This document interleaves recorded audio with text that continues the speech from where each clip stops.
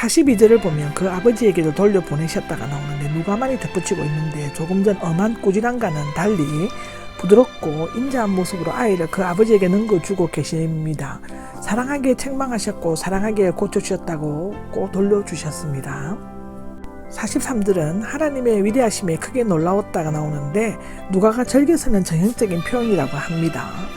43절과 45절에는 순환과 부활에 대한 두 번째 예고에 대해서 마태복음 17장, 마가복음 9장에 얘기하는데 누가의 설명은 마태나 마가보다 더 자세하지 않으며 마태보다 마가를 더 따르고 있습니다.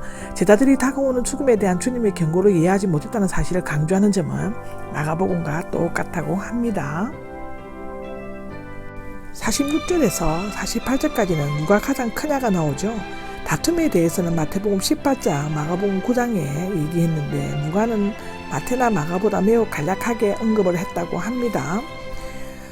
49절에서 50절은 너희를 위하는 사람에 대해서 선생님이라고 부르고 있지만 누가 여기에서는 주님을 호칭하고 있습니다.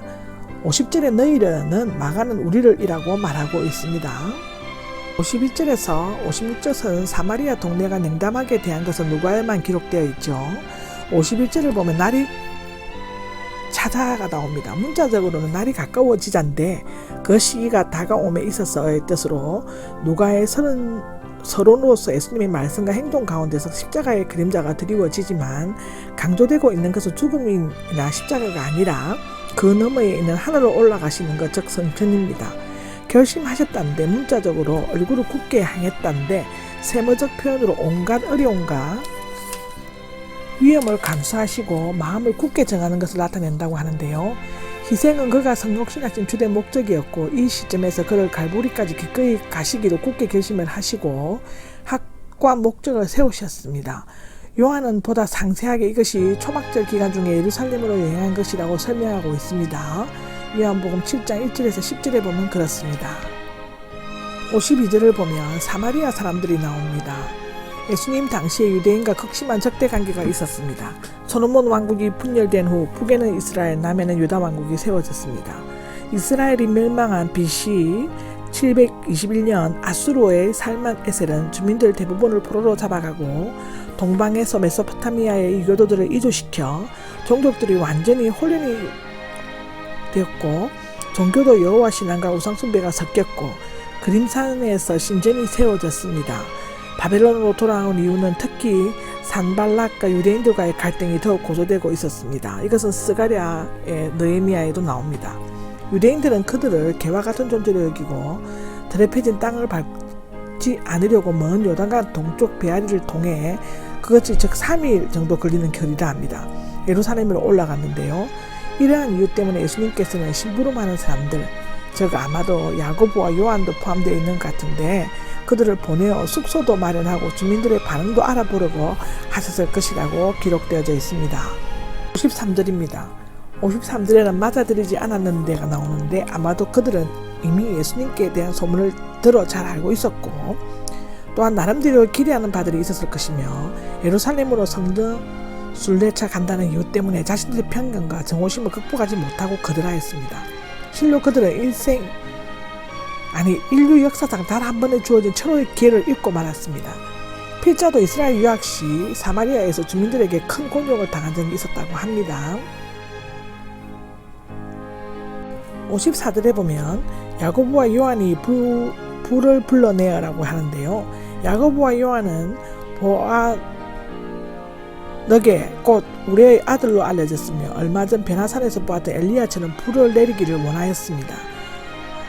열왕기하 1장 9절에서 16절에 나와 있습니다. 어떤 사본들에게는 엘리야가 한 것처럼이라는 말이 첨가되어 있습니다. 55절을 보면 어떤 후대 사본들에는 너희는 어떤 영에 속하였는지 즉 어떤 정신을 가지고 있는지 알지 못하는구나. 인자는 사람의 생명을 말하러 온 것이 아니요 구원하러 왔도가 첨가되어 있습니다. 예수님의 영은 사랑의 영이지만 엘리야의 영은 심판의 영이다라고 합니다.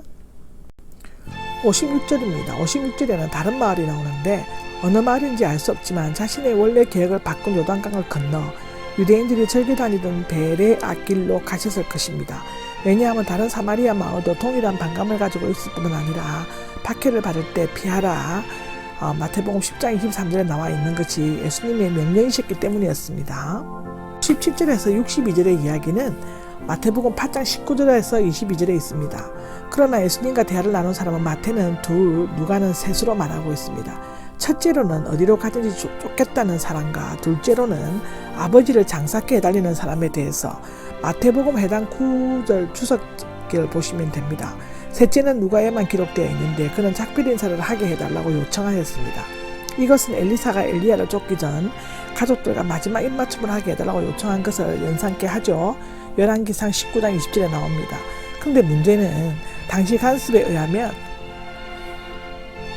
작별 인사를 제대로 할 경우 몇 달이 걸릴 수도 있었습니다. 이 사람은 가족 생각으로 가득 차 있었고 또 가족이 붙들면 얼마든지 제다되는 것을 포기할 수 있을 것입니다. 이제 시간은 촉박해지고 예수님께서 지상에서의 삶도 곧 끝나게 될 것입니다. 62절입니다. 쟁기에 손을 얹고가 나오죠. 팔레스타인들의 땅을 고르지 못할 뿐만 아니라 돌도 많기 때문에 뒤를 돌아보게 되면 쟁기의 방향이 틀어져 바깥는 일을 망가뜨릴 수 있게 된다는 것입니다. 만일 마음이 흐트러지거나 세상 일에 관심을 갖게 되면 주님의 제자가 되거나 그를 섬기는 일이 불가능해진다고 성경은 기록하고 있습니다.